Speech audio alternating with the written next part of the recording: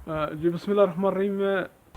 बलूचिस्तान के दीगर अजला के साथ साथ बलूचिस्तान की दारुल हुकूमत कोयटा में भी कल रात से बर्फ़बारी बाकायदा तौर पे शुरू हो चुका है, और इस वक्त तक के अंदाजे के मुताबिक लगभग 1 फुट से ऊपर बर्फ़ पड़े हुए हैं। और इस वक्त भी आप लोग देख भी रहे हो कि काफ़ी यहाँ पर बर्फ़बारी शुरू है। और इसके अलावा मौसम की अगर जहाँ पर बात किया जाए तो वैसे अभी बर्फ़ के साथ साथ खैर इतना तो मौसम ठंड नहीं होता है। जब बर्फ़ के बाद जहाँ पर कुछ अफ़गानिस्तान से कुछ हवाओं का रुख जहाँ पर आ जाता है, तो उसके बाद काफ़ी सर्दी जहाँ पे बढ़ जाती है।